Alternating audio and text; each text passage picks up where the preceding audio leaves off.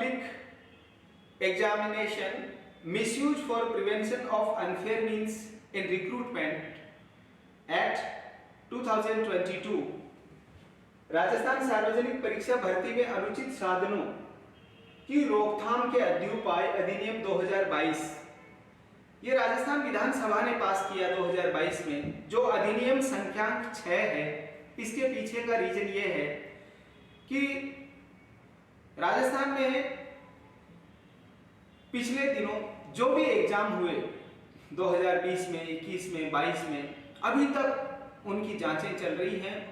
इनको रोकने के लिए ये लॉ लेकर के आए, 2022 का अधिनियम लेकर के आए, और इस एक्ट के द्वारा, और देश भर में भी ऐसे बाकी स्टेट ने भी अपने अपने प्रोविजंस बनाए, क्योंकि देश भर में सब जगह जहां भी एग्जाम हुई पेपर लीक हुए, लेकिन राजस्थान में तो हर एग्जाम होने की देर थी। जो भी एग्जाम हुआ उन सब का पेपर लीक हुआ।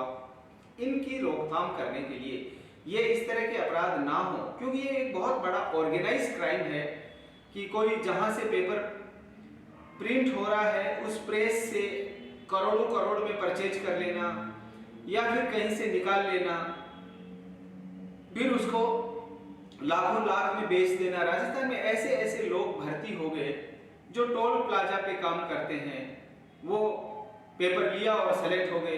एक एक सेंटर से 80-80 सब इंस्पेक्टर बन गए, एक ही गांव के, एक ही समाज के एक सेंटर से बन जाना। तो ये सीधा सीधा दिखाता है कि पेपर का लीक होना पढ़ने वाले बच्चों के साथ में बहुत बड़ा कुठाराघात है, धोखेबाजी है। जो बहुत ईमानदारी से, बहुत मेहनत से पढ़ाई कर रहे हैं उन बच्चों के साथ, रीट वाले बच्चों के तो पेपर लीक होने की इतनी घटनाओं से इतने दुखी हो गए कि लास्ट में कब जाके, अब तो ये हो गया कि पेपर लीक होना तो तय है, बस उसको मानो मत कि पेपर लीक हो गया। तो ऐसी घटनाओं को रोकने के लिए राजस्थान में ये एक्ट हमारी असेंबली ने बनाया, और अब इसको प्रॉपर्टी फॉरफिट करने तक का इसमें पनिशमेंट कर दिया। क्योंकि व्यक्ति पेपर लीक करेगा किस लिए? प्रॉपर्टी के लिए करेगा। उसकी प्रॉपर्टी डिमोलिश कर दी जाएगी या फॉरफिट कर दी जाएगी। यहाँ राजस्थान में जयपुर में गुजर की थड़ी के पास में एक अधिगम कोचिंग चलती थी जिसमें ये रीट के पेपर लीक हुए, तो उस पूरी बिल्डिंग को ही कोलैप्स कर दिया और जो पेपर लीक किया उनकी पूरी प्रॉपर्टी फॉरफिट कर ली। और जो आरपीएससी का उस समय का जो चेयरमैन कटारा थे, उनपे भी प्रेसिडेंट से परमिशन लेकर के अभी केस चल रहा था। इसको बहुत सीरियस ऑफेंस माना गया है, और ये है भी सीरियस ऑफेंस। मैं तो कहता हूँ हर ऑफेंस ही सीरियस ऑफेंस है, लेकिन ये यूथ के साथ में खिलवाड़ करने वाला बात है। बहुत से युवा इससे डिप्रेशन में चले गए, कई तो खत्म भी हो गए। नहीं होना चाहिए इन घटनाओं से, तो ऐसे अपराध ही ना हो, इसके लिए राजस्थान की विधानसभा ने इस एक्ट को पास किया। आज के इस डिस्कशन में हम राजस्थान में जो पेपर लीक की घटनाएं हो रही हैं उनको रोकने के लिए राजस्थान विधानसभा ने जो अधिनियम पास किया है उसके बारे में पूरा कंप्लीट डिस्कशन करेंगे। इसका ऑब्जेक्ट क्या है यहां से लेकर के, और सेक्शन 1 से लेके इसका कंप्लीट जो ये सेक्शन 20 और इसका शेड्यूल 1 और 2 यहां तक का कंप्लीट डिस्कशन हम आज के डिस्कशन में करने वाले हैं। इस पूरे डिस्कशन को बहुत ध्यान से उन लोगों को भी सुनना चाहिए जो ऐसी घटनाओं में इन्वॉल्व रहते हैं, या जो दलालों के चक्कर में आके ऐसी झांसे पट्टी में जो स्टूडेंट फंस जाते हैं, उनको भी ध्यान रखना चाहिए। वो परीक्षा केंद्र, एग्जामिनेशन सेंटर जहां ऐसी गफलत होती है, वो और वो एम्प्लॉय, चाहे वो आरपीएससी के हों, चाहे प्रेस के हों, चाहे एग्जामिनेशन सेंटर के हों, या फर्जी एग्जाम देने वाले बच्चे हों, या किसी की जगह प्रॉक्सी बैठ रहे हैं वो हों, उन सबको ध्यान से सुनना चाहिए आज के डिस्कशन को और देखना चाहिए। क्योंकि ये अब पहले जैसा नहीं है आसान, अब इसको एक दंडात्मक एक अपराध घोषित कर दिया है, जिसमें व्यक्ति की सारी प्रॉपर्टी फॉरफिट होने तक का प्रोविजन किया गया। एक एक प्रोविजन हम डिस्कस करेंगे, इसमें क्या क्या प्रोविजन किए गए हैं देखिएगा। इसका ऑब्जेक्ट क्या है जो एक्ट में दिया हुआ है, हिंदी में, इंग्लिश में, दोनों माध्यम में हम इसको डिस्कस करेंगे। राजस्थान परीक्षाओं में नकल रोकने का जो अधिनियम है उसके बारे में, जिसका नाम राजस्थान सार्वजनिक परीक्षा भर्ती में अनुचित साधनों की रोकथाम अध्युपाय अधिनियम 2022, the Rajasthan public examination misuse for prevention of unfair means in recruitment act 2022, जो 2022 का एक्ट नंबर 6 है, अधिनियम संख्या 6 है। एक्ट में received the assent of the governor on the 5th day of April 2020। 5 अप्रैल 2022 को इस पे राज्यपाल की अनुमति मिली। उस दिन से ये प्रभाव में आ गया। राज्यपाल महोदय की अनुमति दिनांक 5 अप्रैल 2022 को प्राप्त हुई। इस एक्ट का ऑब्जेक्ट क्या है ये देखिएगा। An act to provide for effective measures to prevent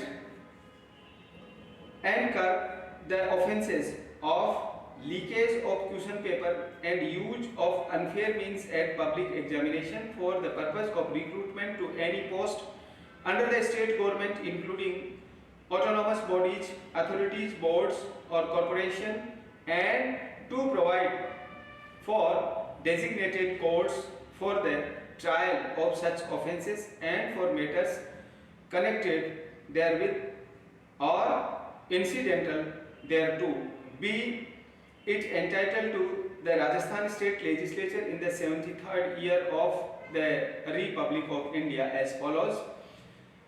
राज्यपाल महोदय की अनुमति दिनांक 5 अप्रैल 2022 को प्राप्त हुई। स्वायत्त निकायों, प्राधिकारियों, बोर्डों, निगमों सहित राज्य सरकार के अधीन किसी पद पर भर्ती के प्रयोजन के लिए सार्वजनिक परीक्षाओं में प्रश्न पत्रों के प्रकटन और अनुचित साधनों के उपयोग के अपराधों की रोकथाम और नियंत्रण के लिए प्रभावी अध्युपाय यानी उसका इफेक्टिव जो प्रभावी उपाय किए का उपबंध करने के लिए और ऐसे अपराधों के विचारण के लिए अभिहित न्यायालयों और उनमें संसक्त या आनुषंगिक मामलों का उपबंध करने के लिए अधिनियम भारत गणराज्य के 73वें वर्ष में राजस्थान राज्य विधानमंडल द्वारा निम्नलिखित रूप से अधिनियमित है। Section 1 short title, extent and commencement, संक्षिप्त यानी नाम, विस्तार और प्रारंभ। Subsection 1 this act may be called the Rajasthan public examination misuse for prevention of unfair means in recruitment act 2022। इस अधिनियम का नाम राजस्थान सार्वजनिक परीक्षा भर्ती में अनुचित साधनों की रोकथाम के अध्युपाय अधिनियम 2022 है। सेक्शन 1 का सबसेक्शन 2 है। ये राजस्थान विधानसभा ने बनाया तो ऑब्वियसली इसका क्षेत्र पूरे राजस्थान राज्य में है। It shall extends to the whole of the state of Rajasthan. इसका विस्तार संपूर्ण राजस्थान में है, संपूर्ण राजस्थान राज्य में। और सबसेक्शन 3 है it shall come into force on such date as the state government may by notification in the official gazette appoint। यह ऐसी तारीख को प्रवृत्त होगा जो राज्य सरकार राजपत्र में अधिसूचना के द्वारा नियत करे। यहाँ पे राज्यपाल की अनुमति 5 अप्रैल 2022 को हुई और इसके बाद से इसका ये गजट नोटिफिकेशन हो गया 6 अप्रैल 2022 को।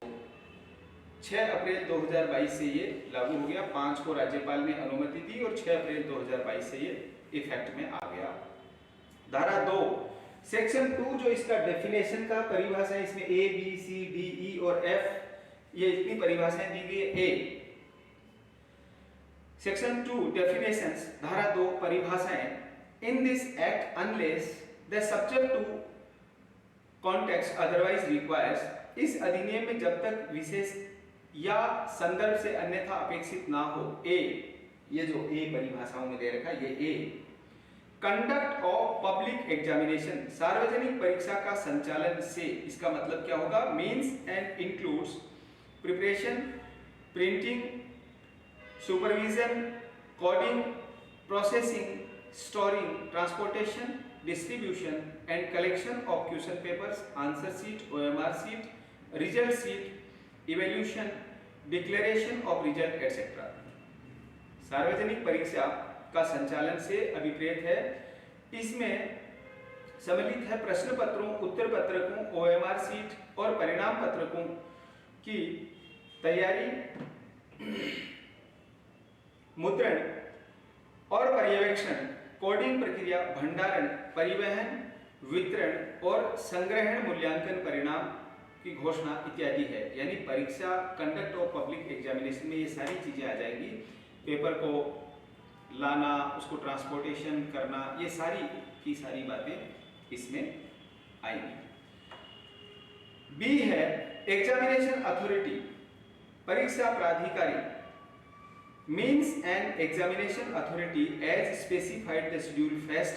जो ये शेड्यूल फर्स्ट आगे जो दे रखा लास्ट पे सेक्शन 20 के बाद में, उसको भी डिस्कस करेंगे आज के डिस्कशन में। प्राधिकारी से अनुसूची प्रथम में विनिर्दिष्ट परीक्षा प्राधिकारी अभिप्रेत है। जो शेड्यूल फर्स्ट में परीक्षा प्राधिकारी दे रखे हैं, वो परीक्षा प्राधिकारी से मतलब जो शेड्यूल 1 में दिया हुआ है उसके बारे में।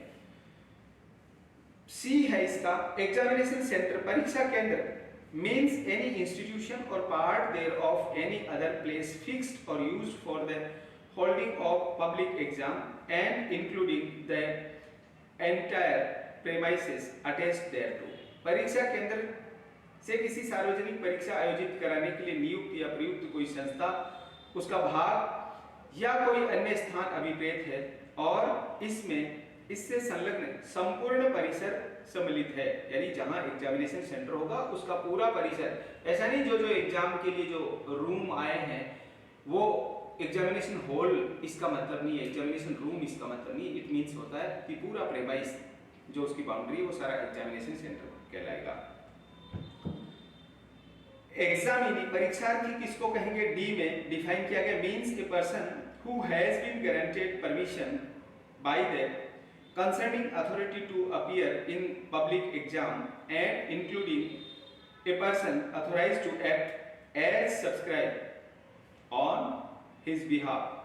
परीक्षार्थी से ऐसा व्यक्ति जिसे सार्वजनिक परीक्षा में उपस्थित होने के लिए संबंधित प्राधिकारी के द्वारा अनुमति प्रदान की गई है अभिप्रेत है, और इसमें उसके निमित्त श्रुति लेखक के रूप में प्राधिकृत व्यक्ति भी शामिल है। कई बार क्या होता है कि व्यक्ति खुद नहीं लिख पाता तो अपने लिए एक हैंड राइटिंग, वो लिखने वाला श्रुति लेखक को ले आता है। लेखक जो लिखने वाला होता है उससे कम योग्यता का कोई व्यक्ति हो तो वो भी परीक्षार्थी में ही आएगा, पेपर देने वालों में ही आएगा। ऐसा नहीं पेपर दे रहा है वो कैंडिडेट तो लायबल होगा और जो ऐसा श्रुति लेखक आया है वो लायबल नहीं होगा, ऐसा नहीं है, दोनों लायबल होंगे। ई है लास्ट, इसका सेकंड लास्ट है ई, पब्लिक एग्जामिनेशन सार्वजनिक परीक्षा किसको कहा गया है। सेक्शन 2E में इसको डिफाइन किया गया है means examination for purpose of recruitment of any post under the state government including autonomous bodies, authorities, board और corporation as specified in the second schedule. सार्वजनिक परीक्षा से स्वायत्त निकायों, प्राधिकारियों, बोर्डों, निगमों सहित राज्य सरकार के अधीन किसी पद पर भर्ती के प्रयोजन के लिए अनुसूची 2 में यथा निर्दिष्ट परीक्षा अभिप्रेत है। और अनफेयर मींस किसको कहा गया है, यहां पर अनफेयर मींस है इंक्लूड्स, इसमें फर्स्ट और सेकंड दो दे रखे हैं। फर्स्ट है in relation to an examinee to take unauthorised help in public examination from any person और ग्रुप डायरेक्टली और इनडायरेक्टली और from any material written, recorded, copied or printed in any form whatsoever or use of any unauthorized electronic or mechanical instrument or gadget। अनुचित साधन unfair means में आता है किसी परीक्षार्थी के संबंध में सार्वजनिक परीक्षा में किसी व्यक्ति या समूह से प्रत्यक्ष या अप्रत्यक्ष रूप से या किसी भी रूप में किसी लिखित, अभिलिखित, प्रतिलिपित या मुद्रित सामग्री से प्राधिकृत सहायता लेने या किसी अप्राधिकृत इलेक्ट्रॉनिक या यांत्रिकी उपकरण या गैजेट का उपयोग करना शामिल है। ये तो इसका अनफेयर मीन्स का फर्स्ट हुआ, एफ का फर्स्ट। सेकंड है in relation to any person, किसी व्यक्ति के संबंध में, इसका फर्स्ट, सेकंड, थर्ड, फोर्थ दिया हुआ। फर्स्ट है in relation to any person, इसका फर्स्ट है टू impersonate और लीक और अटेम्प्ट टू लीक और conspire to leak question paper. प्रश्न पत्र के प्रतिरूपण या प्रकटन का प्रयास या प्रकटन का षड्यंत्र करना। सेकंड है to procure or attempts to procure or possess or attempt to possess question paper in unauthorized manner। प्रश्न पत्र को अप्राधिकृत रीति से उपात्त करना, उपात्त करने का प्रयास करना, कब्जे में लेना और कब्जे में लेने का प्रयास करना। थर्ड है इसका टू सॉल्व और अटेम्प्ट टू सॉल्व और seek assistance to solve question paper in unauthorised manner. अप्राधिकृत रीति से प्रश्न पत्र हल करना, हल करने का प्रयास करना या प्रश्न पत्र हल करने में सहायता मांगना। फोर्थ है इसका सेकंड का जो सेक्शन 2 की डेफिनेशन एफ है, इसका सेकंड का फोर्थ है डायरेक्टली और indirectly assist the examinee in the public examination in unauthorised manner. सार्वजनिक परीक्षा में परीक्षार्थी की अप्राधिकृत रीति से प्रत्यक्ष या अप्रत्यक्ष रूप से सहायता करना इसमें शामिल है। किसमें? अनफेयर मीन्स में। इसमें एक एक्सप्लेनेशन, एक स्पष्टीकरण दे रखा है। Any person also includes an examinee, किसी व्यक्ति में परीक्षार्थी भी शामिल है, यानी यहाँ पे लिखा हुआ है ना एनी पर्सन, एनी पर्सन में जो एग्जाम दे रहा है वो एग्जाम देने वाला पर्सन भी इसमें इंक्लूड है। इस बात का भी हमें ध्यान रखना है। ये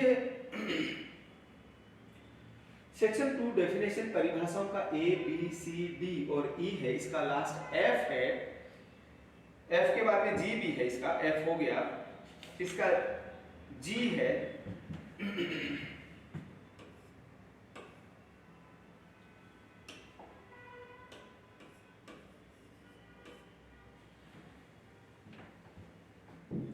G, the words and expression used herein and not defined but defined in IPC shall have the same meaning respectively assigned to them in that court।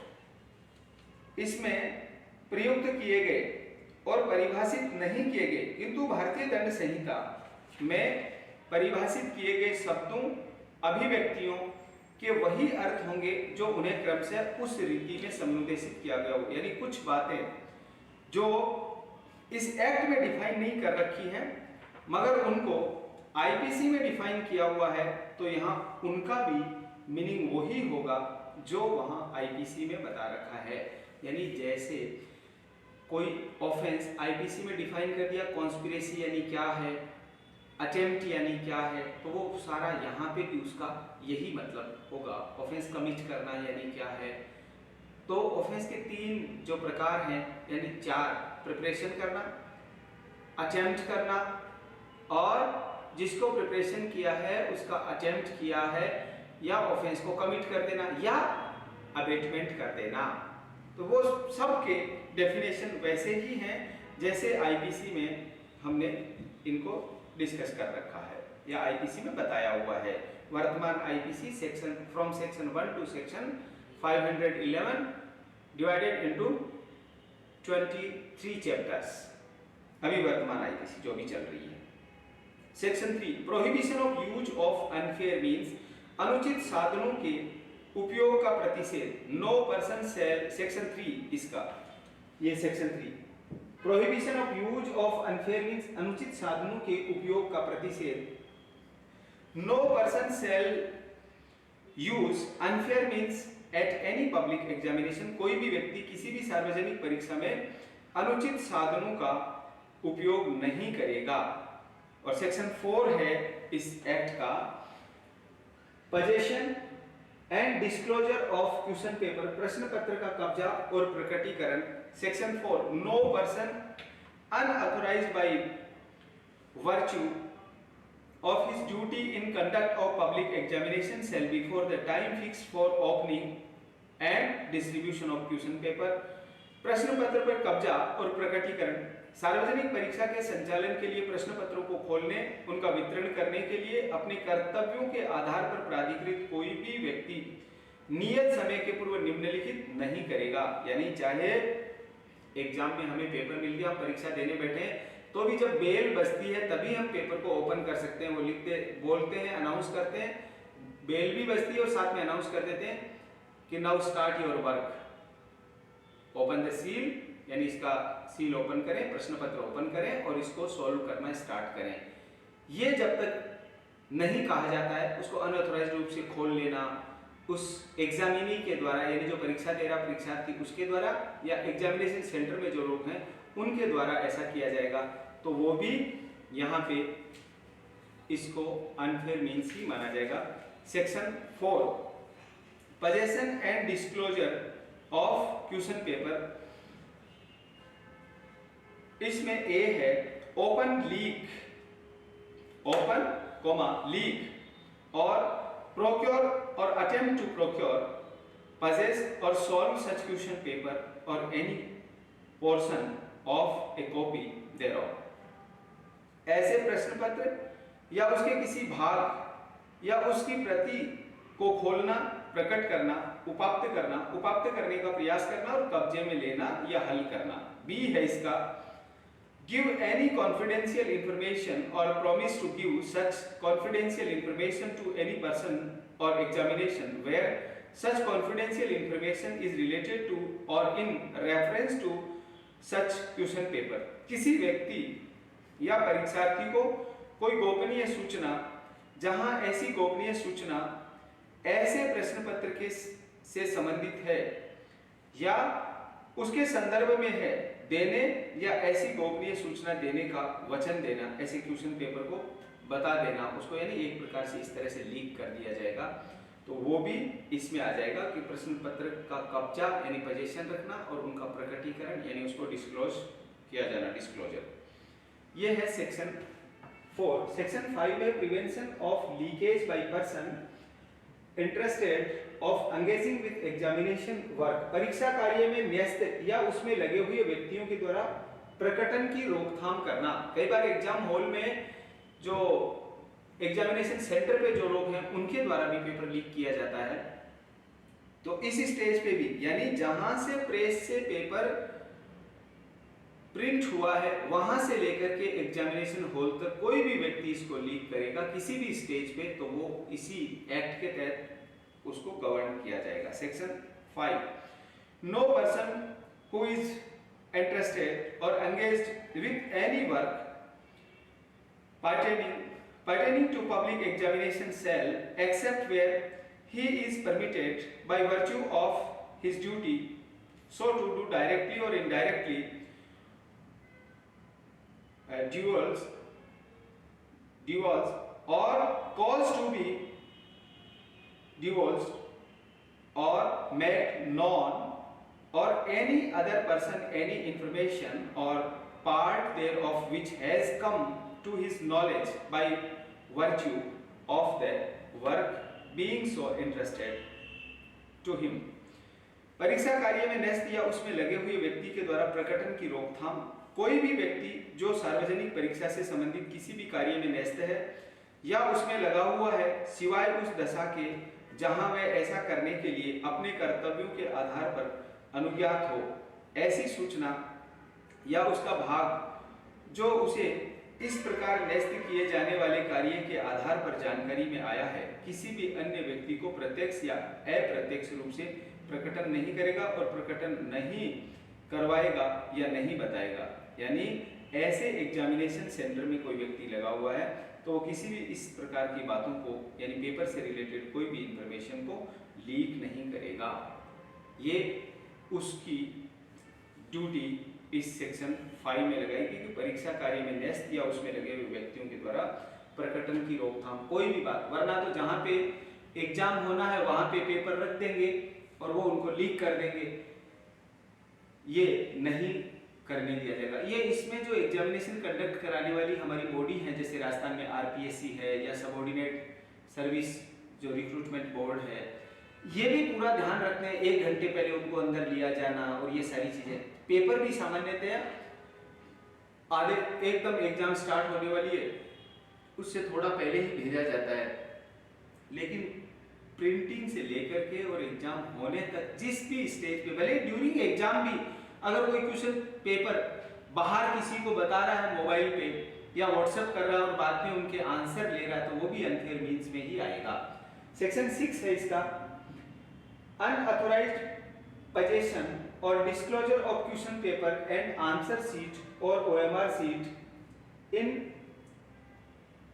form प्रश्न पत्र और उत्तर पत्रक और ओएमआर सीट का किसी भी रूप में अप्राधिकृत कब्जा और प्रकटीकरण। लोग क्या करते हैं, एग्जाम देते हैं, वहां तक ही नहीं, ओएमआर सीट तक में गड़बड़ कर देते हैं। एग्जाम के पेपर में प्रिंटिंग से लेके एग्जाम कंडक्ट होने तक वहां तो गड़बड़ियां करते ही करते हैं।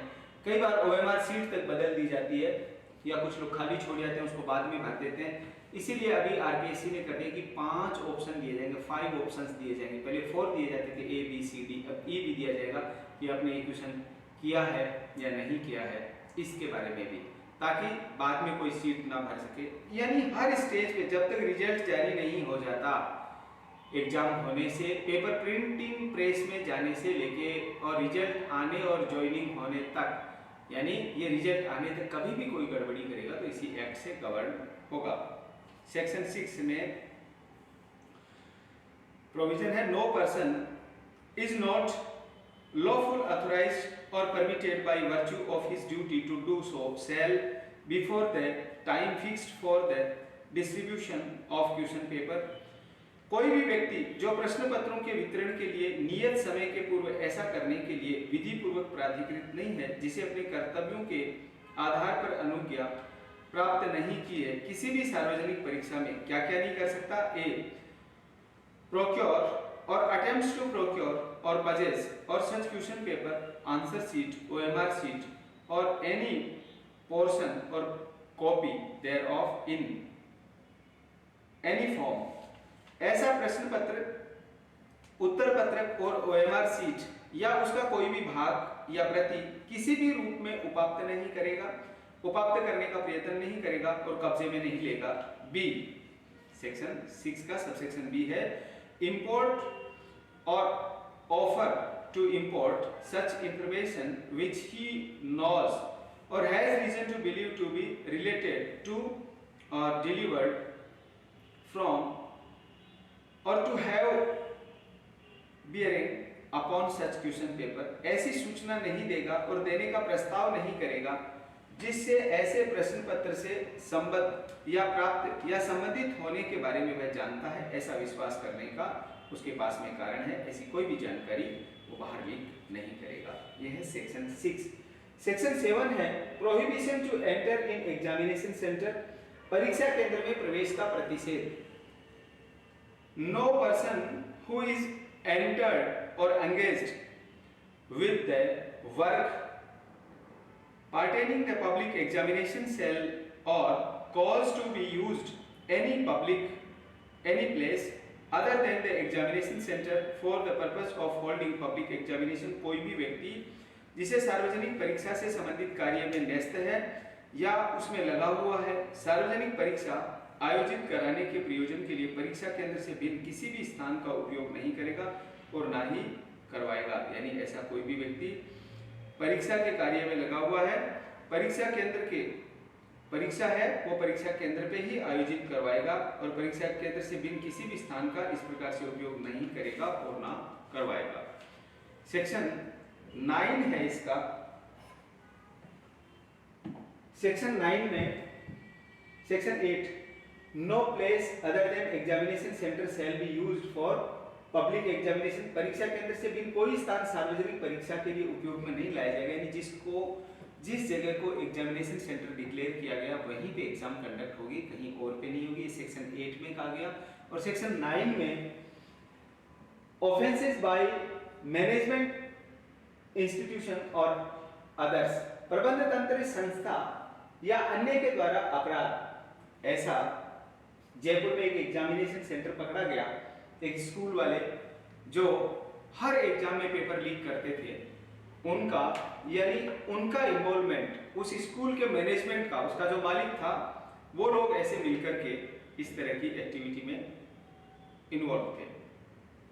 न्यूज़पेपर में भी ये सारा छपा। सेक्शन 9 देखिएगा, ऑफेंसेस बाय मैनेजमेंट इंस्टीट्यूशन और अदर, प्रबंध तंत्र संस्था या अन्य के द्वारा अपराध। Section 9 subsection 1, whenever an offence under this act has been committed by management or institution or limited liability partnership or others,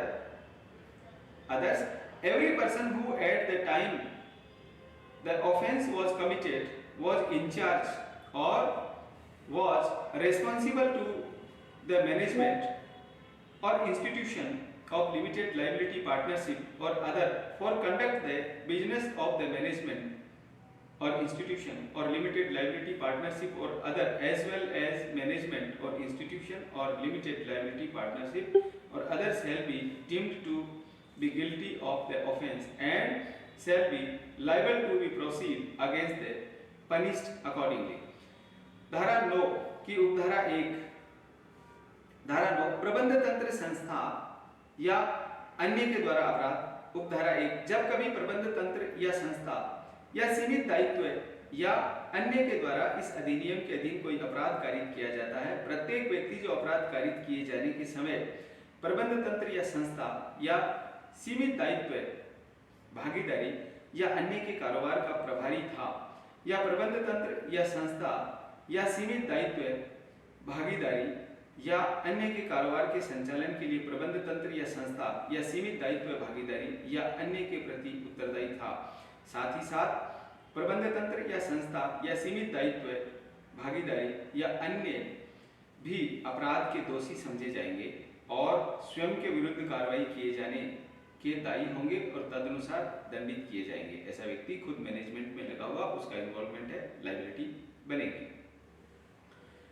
इसमें प्रोविजो दे रखा provided that nothing contained in this section means section 9 shall render any such person liable to any punishment under this act if he proves that the offence was committed without his knowledge and that he exercised all due diligence to prevent the commission of such offence। परंतु इस उपधारा में अंतर्विष्ट कोई भी बात ऐसे व्यक्ति को इस अधिनियम में किसी दंड के लिए दायी नहीं बनाएगी यदि वह यह साबित कर देता है कि अपराध उसकी जानकारी के बिना कारित किया गया था। यह है कि उसने उस अपराध में कारित होने से रोकने के लिए साम्यक तत्परता बरती, यानी वो जो मैनेजमेंट का व्यक्ति है या ओनर है किसी इंस्टीट्यूट का या मैनेजिंग डायरेक्टर है, वो इस बात को प्रूव कर देता कि साहब मुझे नहीं मालूम कि इन लोगों ने गड़बड़ी की, मैंने मेरी ओर से पूरी सावधानी बरती, वहां तो उसकी लायबिलिटी नहीं बनेगी। बाकी अगर वो इन्वॉल्व है तो उसका इन्वॉल्वमेंट भी इसमें सेक्शन 9 सबसेक्शन 1 में पाया जाएगा, तो वो लायबल होगा। सेक्शन 9 का सबसेक्शन 2 है notwithstanding anything contained in subsection 1 where an offence under this act means ये जो एक्ट जिसको अभी हम डिस्कस कर रहे हैं has been committed by management or institution or limited liability partnership or other and it is proved that the offence has been committed with the consent or connivance of or attributable to any neglect on part of any director, partner, manager, secretary or other officer of management or institution or limited liability partnership or others such director, partner, manager, secretary or other officer shall also be deemed to be guilty of the offence and shall be liable to be proceeded against and punished accordingly। धारा 9 की उपधारा 2 में है कि उपधारा 1 में अंतर्विष्ट किसी बात के होते हुए भी जहां इस धारा के अधीन कोई अपराध किसी प्रबंध तंत्र या संस्था या सीमित दायित्व भागीदारी या अन्य के द्वारा कारित किया गया है, यह साबित हो जाता है कि अपराध तंत्र या संस्था या सीमित दायित्व भागीदार या अन्य किसी निदेशक या भागीदार, प्रबंधक या सचिव या अन्य प्राधिकारी की सहमति या मौनानुकूलता या उसके किसी उपेक्षा के फलस्वरूप कारित किया गया है, तो ऐसा निदेशक, भागीदार, प्रबंधक या सचिव या अन्य प्राधिकारी अपराध के दोषी समझे जाएंगे और स्वयं के विरुद्ध कार्रवाई किए जाने के लिए वे दायी होंगे और तदनुसार दंडित किए जाएंगे। या तो वो नकल हो रही है, चुप रहता है, या इसमें लायबिलिटी, लिमिटेड लायबिलिटी LLP के बारे में बता रखा है कि लिमिटेड लायबिलिटी पार्टनरशिप, क्योंकि ये ऐसे इंस्टीट्यूट्स, कॉलेज, यहाँ पे बहुत सारे लोग पार्टनर होते हैं। अगर एलएलपी भी है, लिमिटेड लायबिलिटी पार्टनरशिप भी है, वो भी लायबल होगा। यानी उसको मालूम है, उसकी नॉलेज में सब कुछ हो रहा है, तो वहाँ उसकी भी लायबिलिटी बनेगी। सेक्शन 9 का सबसेक्शन 1 और 2 में ये प्रोविजन किया गया। सेक्शन 10 पेनल्टीज, शास्तियां, ये दंड का प्रावधान करता है, धारा 10। Section 10 subsection 1, if any examination including in unfair means as defined under section 2F1 shall be liable to be punished with imprisonment of either description for a term which may extended to 3 years and shall also be liable to fine which may extended to 1 lakh rupees, and in case of default of payment of fine such examinee shall also be liable to be punished with imprisonment of either description for a term of 9 months। धारा 10 शास्तियां, उपधारा 1, यदि कोई परीक्षार्थी धारा 2(1) में के अधीन यथा परिभाषित अनुचित साधनों में लिप्त पाया जाता है, वह ऐसी अवधि के कारावास से जो 3 वर्ष तक की हो सकेगी दंडित किया जाएगा, और ऐसे जुर्माने से जो 1 लाख रुपए से कम का नहीं होगा दंडनीय होगा, और जुर्माने का संदाय करने में व्यतिक्रम करने पर ऐसा परीक्षार्थी दोनों में से किसी भांति के कारावास से जिसकी अवधि 9 माह तक की हो सकेगी दंडित किया जाएगा। यानी कोई व्यक्ति ऐसे पेपर लीक में इन्वॉल्व है, 3 साल से लेके 1 साल तक की सजा है, और कोई परीक्षा देने वाला व्यक्ति ऐसे में इन्वॉल्व है तो उसको 9 महीने तक की सजा के लिए दंडित किया जाएगा। सेक्शन 10 का सबसेक्शन 2 है, if any person including examinee whether interested or unauthorized with conduct of public examination or not in conspiracy or other includes or attempts to include in unfair means as defined in section 2F second or contravenes or abets to contravenes any of the provisions of this act shall be punished with imprisonment of either description for a term which shall not be less than 5 years and but which may extended to imprisonment of 10 years and shall also be liable to fine which shall not be less than 10 lakh rupees। क्योंकि यहाँ लाखों रुपए में ही paper बेचा जा रहा है तो इसलिए लाखों में ही फाइन यहाँ पे हो रहा है, बट विच में एक्सटेंडेड टू 10 करोड़, ये रुपया बढ़ करके 10 लाख से 10 करोड़ तक हो जाता है, क्योंकि पेपर तो एक एक व्यक्ति से लाखों लाख रुपए लिए जाते हैं और करोड़ों में बेचा जाता है, और इसके कई बिचौलिए होकर के उसको लाखों में बेचते हैं। इससे कम की तो वो बात ही नहीं करते हैं, 5 लाख 10 लाख इससे ऊपर ऊपर ही, तो 10 लाख से लेके 10 करोड़ तक rupees. And in case of default of payment fine such person shall also be liable to punished with imprisonment of either description for a term of 2 years। धारा 10 की उपधारा 2 में यह कहा गया कि परीक्षार्थी को सम्मिलित करते हुए यदि कोई व्यक्ति चाहे वह सार्वजनिक परीक्षा संचालित करने के कर्तव्य के लिए न्यस्त या प्राधिकृत किया गया हो या नहीं, षड्यंत्र में या अन्यथा धारा 2(6) सेकंड में यथा परिभाषित अनुचित साधनों में लिप्त है या लिप्त होने का प्रयत्न करता है, इस अधिनियम के किन्हीं उपबंधों का उल्लंघन करता है या उल्लंघन करने के लिए दुष्प्रेरित करता है, वह दोनों में से किसी भांति के कारावास से जिसकी अवधि 5 वर्ष से कम की नहीं होगी किंतु 10 वर्ष तक के कारावास से हो सकेगी, और जुर्माने से जो 10 लाख रुपए से कम का नहीं होगा, जो 10 करोड़ रुपए तक का हो सकेगा, दंडित किया जाएगा। और जुर्माने के संदाय में व्यतिक्रम करने पर ऐसा व्यक्ति दोनों में से किसी भांति के कारावास से जो 2 वर्ष तक की उसके दंडित किया जाएगा। ये इसमें सेक्शन 10 के सबसेक्शन 2 में प्रोविजन है कि 10 लाख से लेकर 10 करोड़ रुपए तक का फाइन हो सकता है। 5 साल से लेकर 10 वर्ष तक की सजा का प्रावधान है। अगर फाइन नहीं देता है तो 2 साल की सजा और भुगतनी पड़ेगी। इसमें प्रोविजन दे रखा सेक्शन 10 में, प्रोवाइडेड दैट द कोर्ट में for any adequate and special reasons to be recorded in the judgment impose a sentence of imprisonment for a term of less than 5 years।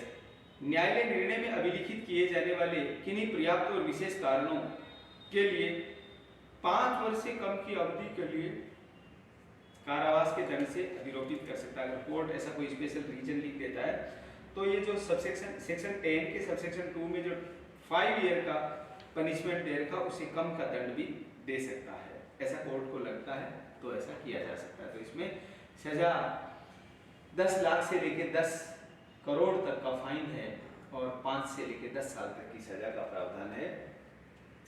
Section 11 है डिबारमेंट on conviction, दोष सिद्धि पर विवर्जन। An examinee who has been convicted of an offence under the provisions of this act shall be debarred from taking any public examination for period of 2 years। इसको भी life time करना चाहिए था। दोष सिद्धि पर विवर्जन, कोई परीक्षार्थी जो इस अधिनियम के उपबंधु के अधीन किसी अपराध के लिए दोष सिद्ध ठहराया जाता है तो उसे 2 वर्ष की कालावधि तक कोई भी ऐसा सार्वजनिक परीक्षा देने से विवर्जित कर दिया जाएगा। 2 साल तक के लिए मना किया गया, मैं कह रहा हूं लाइफ टाइम तक के लिए मना कर देना चाहिए था, ज्यादा ठीक रहता। सेक्शन 12 अटैचमेंट, जो उसने प्रॉपर्टी अर्न की ऐसा पेपर लीक करके ऐसे अपराध करके, एंड कॉन्फिस्केशन ऑफ प्रॉपर्टी, संपत्ति की कुर्की और अधिहरण। Section 12 subsection 1 no person shall hold और be in possession of any proceeds of any offence under this act. धारा 12 की उपधारा 1 है कोई भी व्यक्ति इस अधिनियम के अधीन किसी अपराध के किन्हीं आगमों को धारित नहीं करेगा और कब्जे में नहीं रखेगा। यानी ऐसे पेपर लीक करने के परिणाम स्वरूप जो भी पैसा प्रॉपर्टी उसने बनाई है उसको वो धारण नहीं करेगा। धारण क्यों नहीं करेगा? धारण करने के लिए तो ऐसा बना रहा है, तो उससे दूर करेंगे उससे प्रॉपर्टी से उस व्यक्ति को, इसलिए इसको फॉरफिट कर लो, यही एक तरीका, अटैच कर लो और कॉन्फिस्केशन ऑफ प्रॉपर्टी कर लो।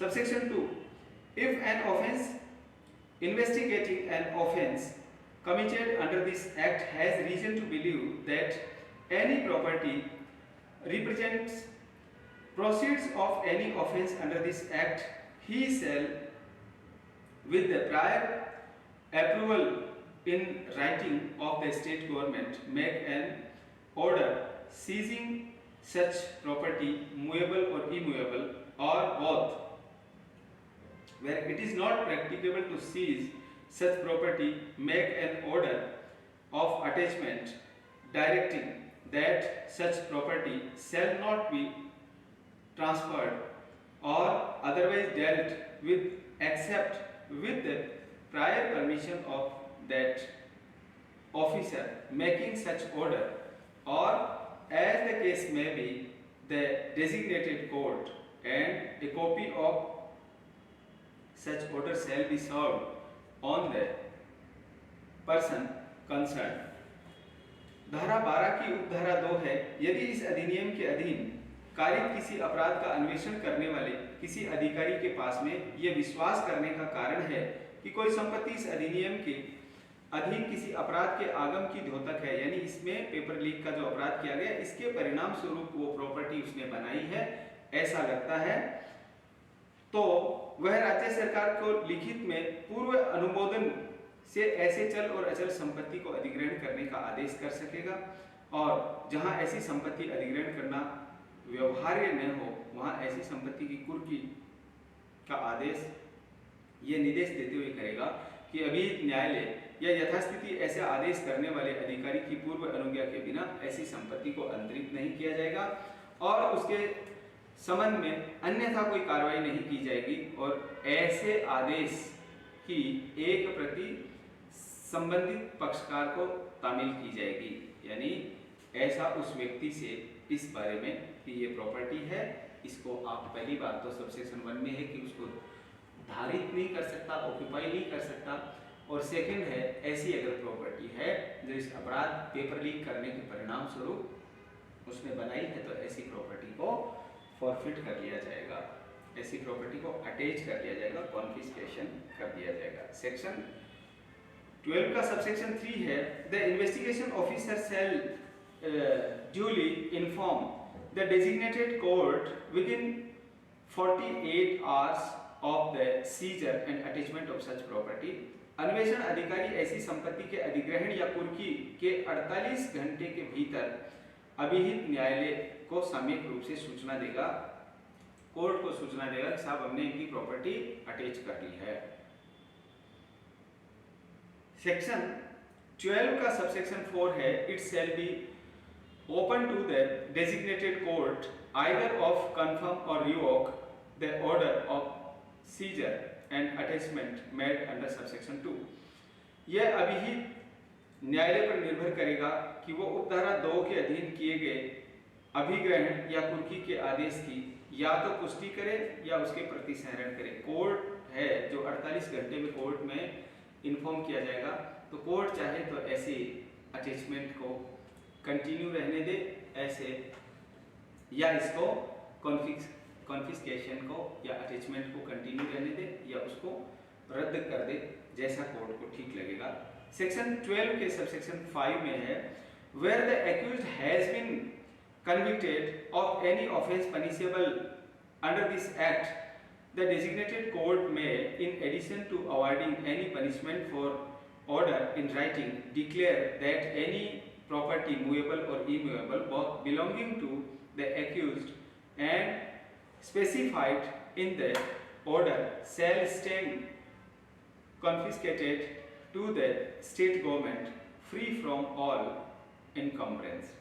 धारा 12 की उपधारा 5 है, जहां अभियुक्त इस अधिनियम के अधीन दंडनीय किसी अपराध के लिए दोष सिद्ध ठहराया जाता है, तो अभी ही न्यायालय किसी दंड के निर्णय के अतिरिक्त लिखित में आदेश के द्वारा यह घोषित कर सकता है कि आदेश में विनिर्दिष्ट और अभियुक्त से संबंधित सभी विलग्नों से मुक्त कोई भी चल या अचल दोनों संपत्ति राज्य सरकार द्वारा अभिहित समझी जाएगी, यानी स्टेट गवर्नमेंट ने उसको ऑक्यूपाई कर लिया है ऐसा समझा जाएगा। यहाँ पे सेक्शन 12 के सबसेक्शन 5 के बाद में एक एक्सप्लेनेशन दिया हुआ है, for the purpose of this section proceeds of any offence under this act means all kind of properties which have been derived और obtained from commission of any offence under this act और have been acquired through funds traceable जिसको trace किया जा सके to any offence under this act and shall include case irrespective of person in whose name such proceeds are standing or in whose possession they are found। धारा 12 की उपधारा 5 के बाद में एक स्पष्टीकरण दिया कि इस धारा के प्रयोजन के लिए इस अधिनियम के अधीन किसी अपराध के आगम से समस्त प्रकार की ऐसी संपत्तियां अभिप्रेत हैं जो इस अधिनियम के अधीन किसी अपराध को कारित करने से व्युत्पन्न हुई हो या अभिप्राप्त की गई हो या इस अधिनियम के अधीन किसी अपराध से संबंधित निधियों के माध्यम से अर्जित की गई हो और इसमें नकदी भी शामिल होंगी बिना उस व्यक्ति के विचार किए जिसका नाम ऐसे आगम है और जिसके कब्जे में वो पाए गए हैं, यानी ऐसी प्रॉपर्टी जो ऐसे व्यक्ति के नाम है और जिसके आगम पाए गए हैं कि उसके द्वारा ऐसी प्रॉपर्टी बनाई है, तो उसके लिए इस अधिनियम के अधीन अपराध का आगम माना जाएगा। यानी जो व्यक्ति अपराध करने वाला प्रॉपर्टी उसके नाम हो या ये प्रूव हो रहा हो कि प्रॉपर्टी उसके ऐसा पेपर लीक करने के परिणाम स्वरूप वो प्रॉपर्टी उसने बनाई है, तो इसका मतलब भी सेक्शन 12 में आगम ही माना जाएगा, उसका द्वारा अर्जित की गई संपत्ति माना जाएगा। सेक्शन 13 में इस एक्ट में कहा गया liabilities of management etcetera to pay all cost and expenses, समस्त लागत और व्यय का संदाय करने का प्रबंध तंत्र इत्यादि का दायित्व। जिस किसी ने ऐसे पेपर लीक की घटना करेगा प्रबंध तंत्र मैनेजमेंट का व्यक्ति, तो उनको सारा खर्चा उसका देना पड़ेगा, क्योंकि हर एग्जाम बहुत एक्सपेंसिव होती है, बहुत कॉस्टली होती है, बहुत महंगी होती है, उसको कंडक्ट करवाया जाना। धारा 13,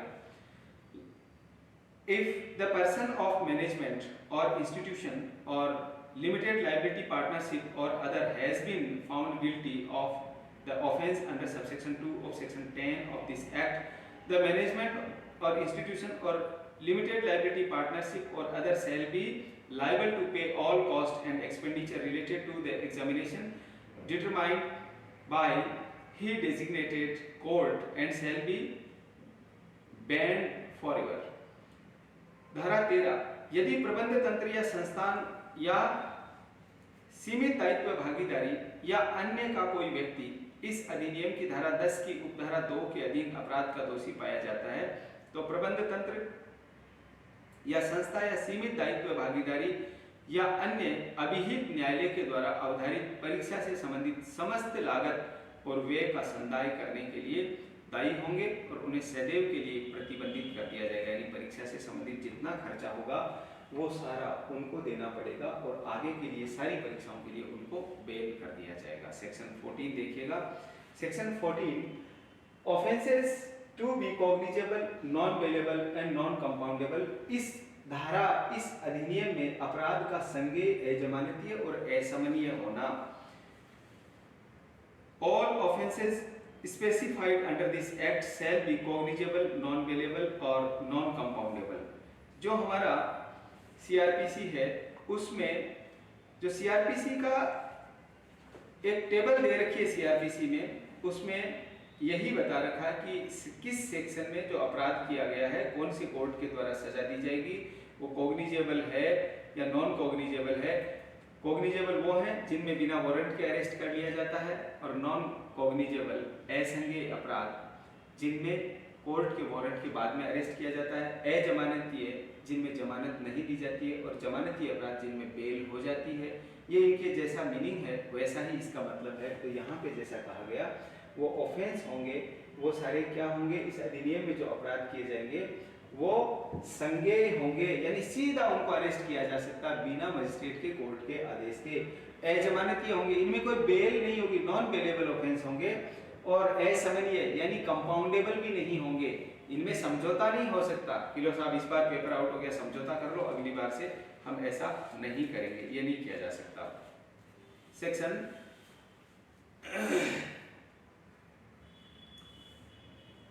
14 के बाद में section 15, investigation of the offences, अपराधों का अन्वेषण करना। No police officer below the rank of additional superintendent, यानी डीवाईएसपी से नीचे का, यानी additional superintendent of police ASP से नीचे की रैंक का कोई भी व्यक्ति उसका इन्वेस्टिगेशन नहीं कर पाएगा।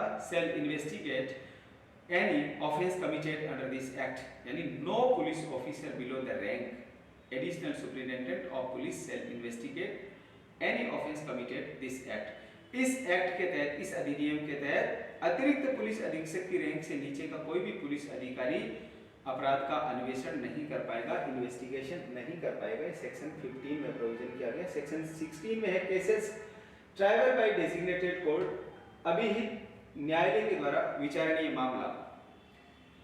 सेक्शन 16 में notwithstanding anything contained in the CrPC in any other law for the time being in force, the offence specified under this act shall be tried by the court designated under this act।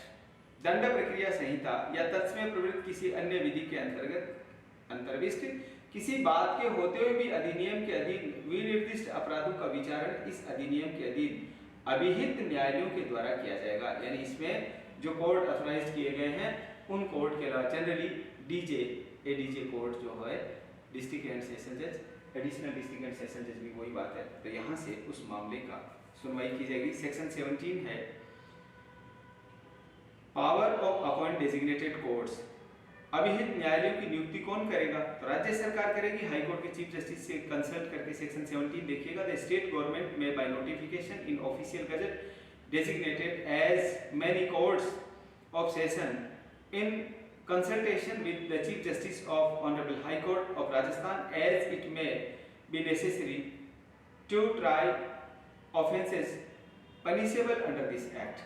ऐसे न्यायालय कौन बनाएगी, राज्य सरकार बनाएगी chief justice of high court से consult करने के बाद में।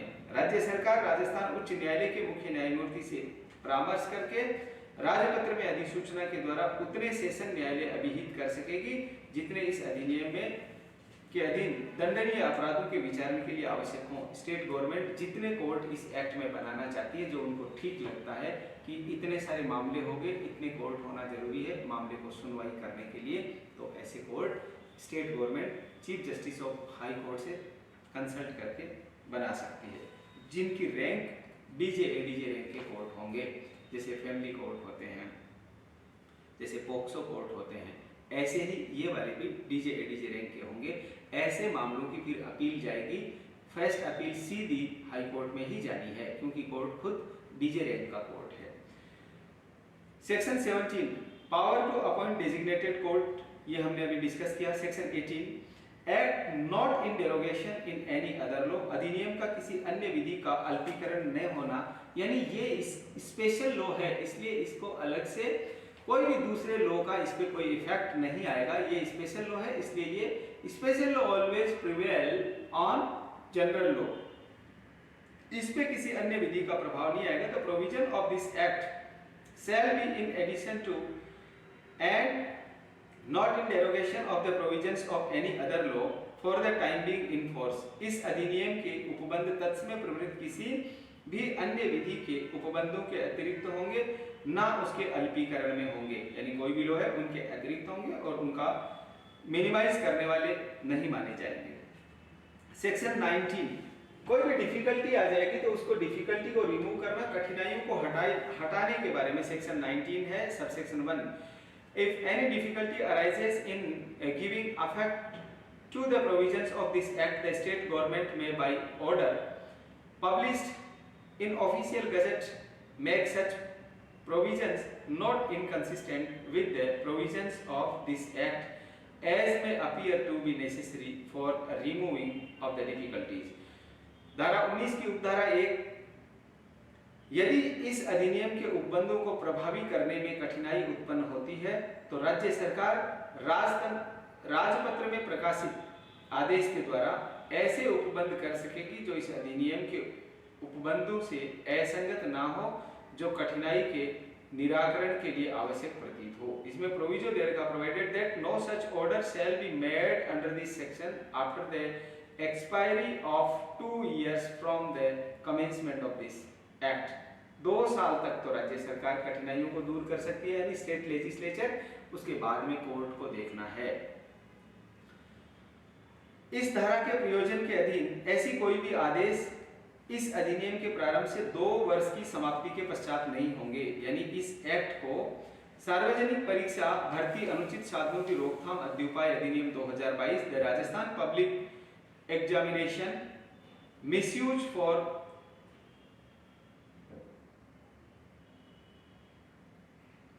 Measures for prevention of unfair means in recruitment act 2022, ये एक्ट 6 अप्रैल 2022 6 अप्रैल 2022 से 6 अप्रैल 2022 से प्रभाव में आया। वहां से लेके 6 अप्रैल 2024 तक, यानी अभी तक भी अगर इसमें कोई कठिनाई आएगी तो ऐसे एक्ट को राज्य सरकार यानी विधानमंडल के द्वारा इसको दूर किया जा सकता है।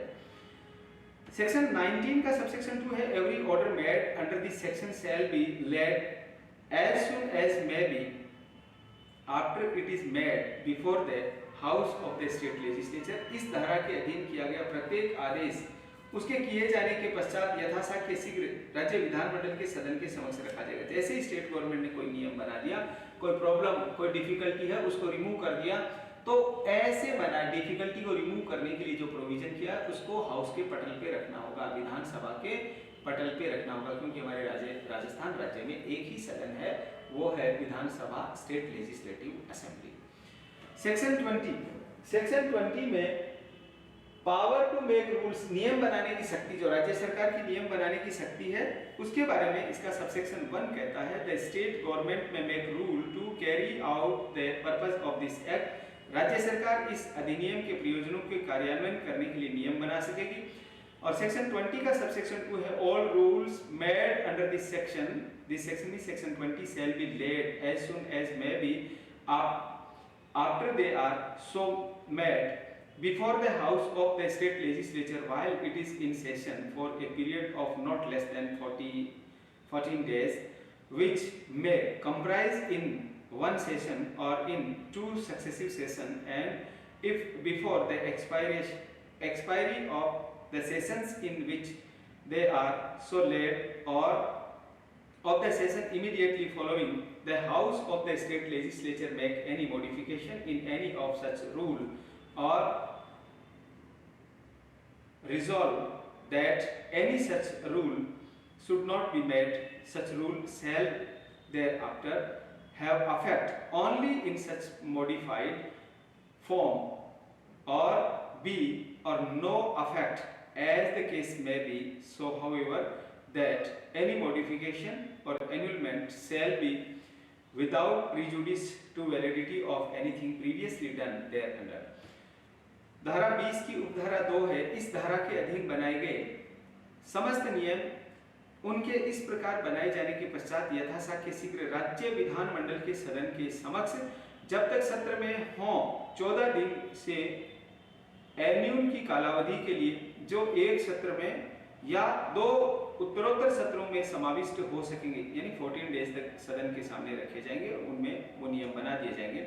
यदि उन सत्रों में जिन्हें वे इस प्रकार रखे गए हैं या ठीक अगले सत्र की समाप्ति के पूर्व राज्य विधानमंडल या सदन ऐसे नियमों में से किसी नियम में कोई उपांतरण करता है या संकल्प करता है ऐसा कि ऐसा कोई नियम नहीं बनाया जाना चाहिए, तो तत्पश्चात ऐसे नियम केवल ऐसे उपांतरित रूप में प्रभावी होंगे, यथास्थिति उसका कोई प्रभाव नहीं होगा।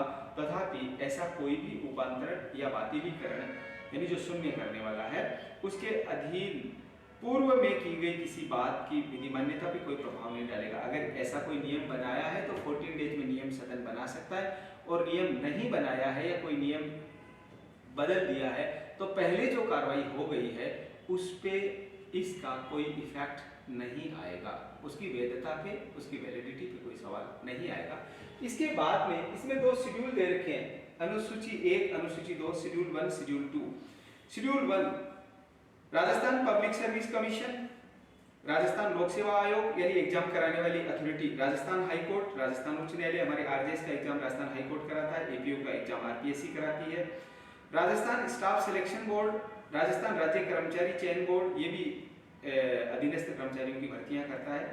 धारा इसी शेड्यूल का ये शेड्यूल है वो सेक्शन 2B उसके संदर्भ में है, सेक्शन 2B के रिगार्डिंग। 2 का जो B डेफिनेशन पोर्शन है, सेक्शन 2 जो B है उसमें बता रखा परीक्षा प्राधिकारी यानी एग्जामिनेशन अथॉरिटी कौन सी है। एग्जामिनेशन अथॉरिटी हमारा आरपीएससी, राजस्थान पब्लिक, राजस्थान लोक सेवा आयोग, राजस्थान हाई कोर्ट, राजस्थान उच्च न्यायालय, Rajasthan staff selection board, Rajasthan राज्य कर्मचारी बोर्ड, एनी अदर अथॉरिटी और एजेंसी और रिक्रूटमेंट कमिटी एंगेज्ड और constituted by the state government, राज्य सरकार के द्वारा नियुक्त या गठित कोई अन्य प्राधिकारी या अभिकरण या भर्ती समिति।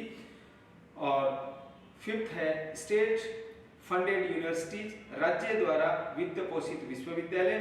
6th है state board of secondary education RBSC, Rajasthan माध्यमिक शिक्षा बोर्ड। और 7th है Rajasthan public recruitment and promotion board Jaipur, Rajasthan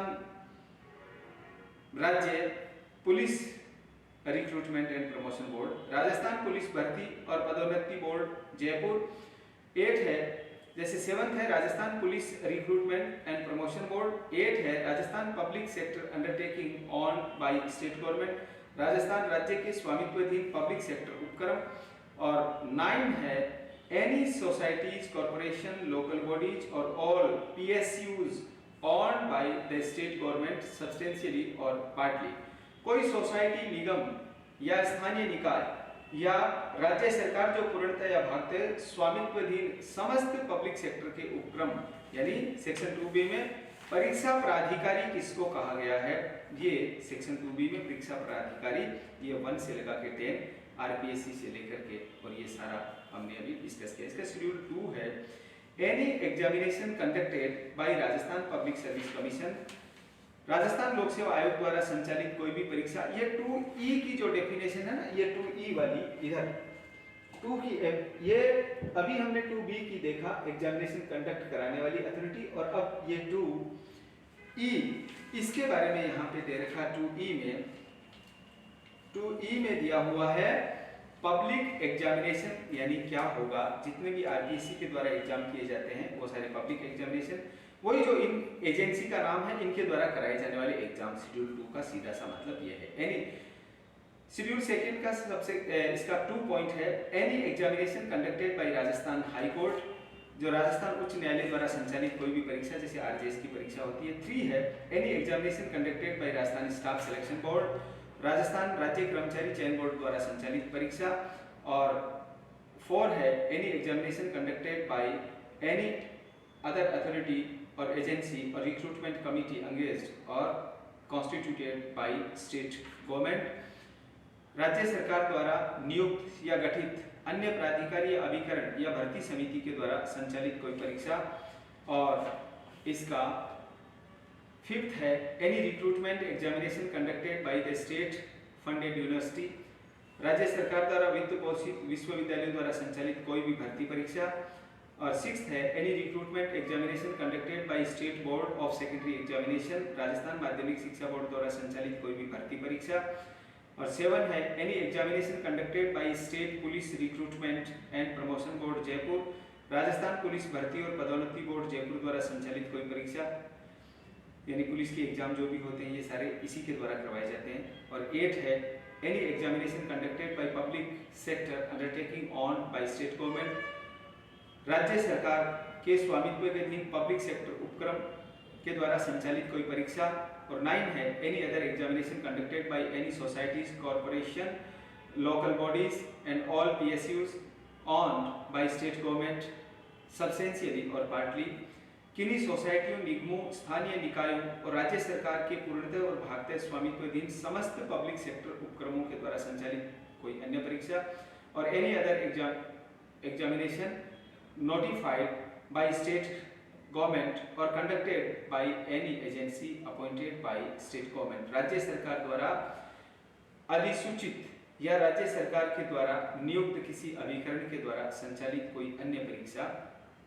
जैसे अभी कुछ दिन पहले जेएलओ का एग्जाम एक आरपीएससी ने कराया था, उससे पहले राजस्थान हाउसिंग बोर्ड ने कराया, तो ऐसे स्टेट के द्वारा कोई भी जो अथोराइज्ड है उनके द्वारा, अथोराइज्ड एजेंसी है उनके द्वारा एग्जाम कंडक्ट कराया जाना, कोई ऑटोनॉमस डिपार्टमेंट है उनके द्वारा एग्जाम कराया जाना। जैसे कि राजस्थान बोर्ड है, ऐसे ही राजस्थान रोडवेज का एग्जाम होना, इलेक्ट्रिसिटी बोर्ड वाले अपने भर्ती के एग्जाम करवाते हैं। तो ये है हमारा the Rajasthan public examination misuse for prevention of unfair means in recruitment act 2022, Rajasthan सार्वजनिक परीक्षा भर्ती में अनुचित साधनों की रोकथाम का अध्युपाय अधिनियम 2022, इसका हमने section 1 name extend commencement discuss किया, सेक्शन 2 में डेफिनेशन परिभाषाएं A B C D E F G हमने डिस्कस किया। और 3 है prohibition of use of unfair means अनुचित साधनों के उपयोग का प्रतिषेध। सेक्शन 4 में हमने डिस्कस किया possession and disclosure of question paper, प्रश्न पत्र का कब्जा और प्रकटीकरण। सेक्शन 5 में हमने डिस्कस किया prevention of leakage by person interested of engaged with examination work, परीक्षा कार्य में न्यस्त और उसमें लगे हुए व्यक्तियों के द्वारा प्रकटन की रोकथाम करना।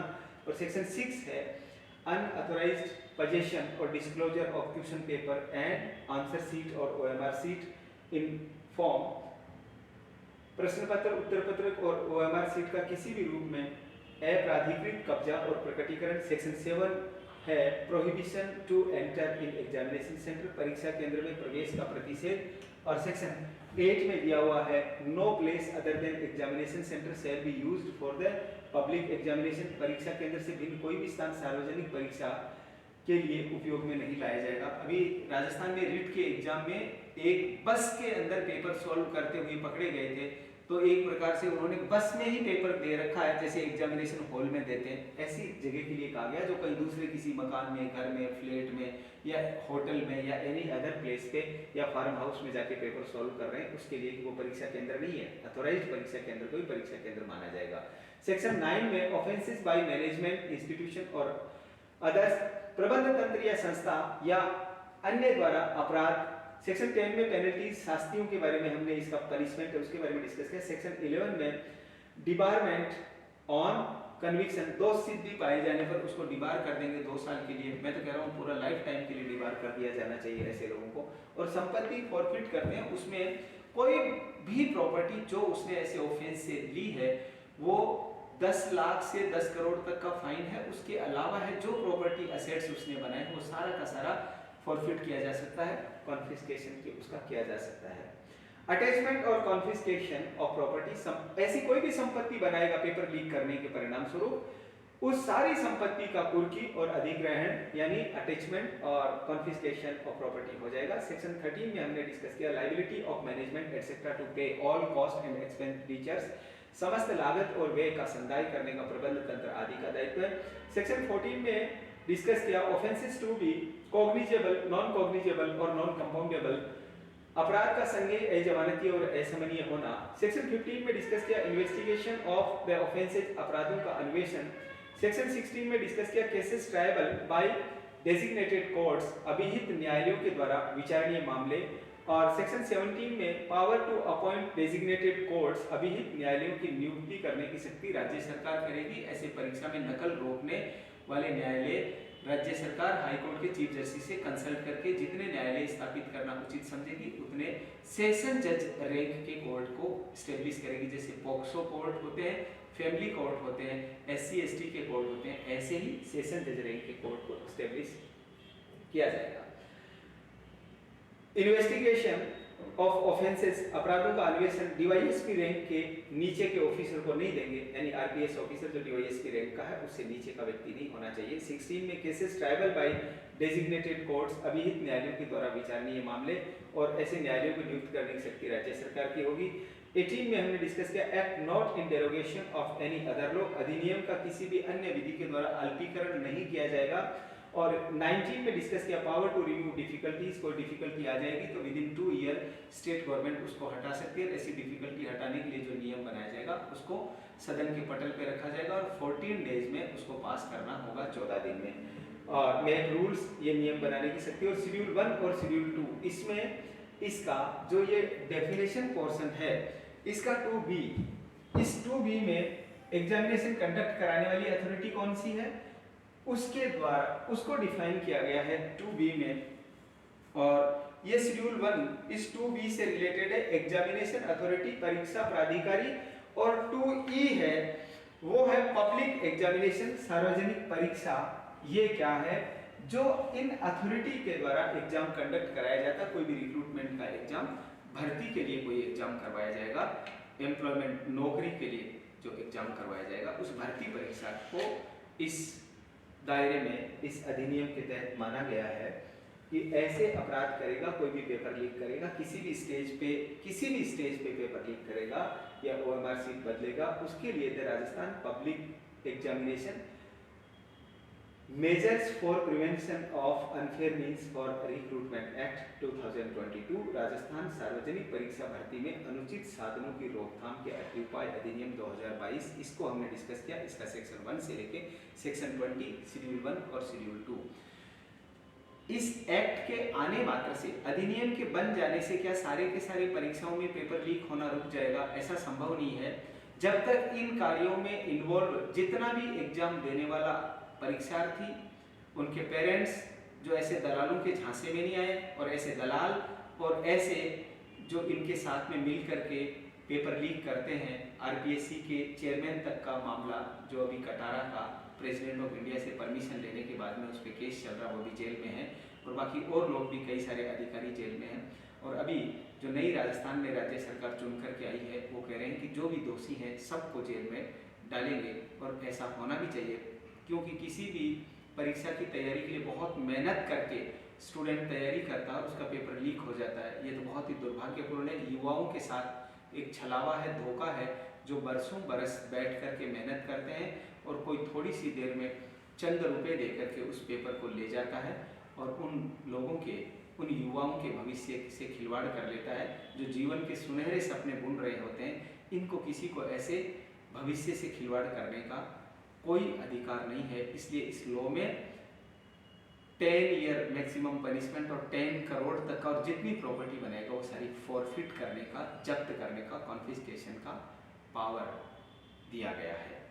आप आप में से किसी को भी डाउट हो राजस्थान परीक्षा में अनुचित साधनों के प्रयोग की रोकथाम अधिनियम 2022 के बारे में कोई और बात जानना चाहते हैं या किसी और एक्ट के बारे में जानना चाहते हैं, किसी और एग्जामिनेशन चाहे RJS, APO, JLO, NET, JRF, PhD entrance, assistant professor of law, CLAT UG PG, CUET UG PG, इनमें से किसी भी एग्जाम के बारे में या किसी भी एक्ट या लॉ के बारे में या लॉ के किसी प्रोविजन के बारे में या इस एक्ट के किसी प्रोविजन के बारे में आपका कोई डाउट हो, कोई क्वेरी हो, कोई प्रश्न हो, तो आप 8306969794 मैं फिर रिपीट कर देता हूँ 8306969794 पे कांटेक्ट कर सकते हैं।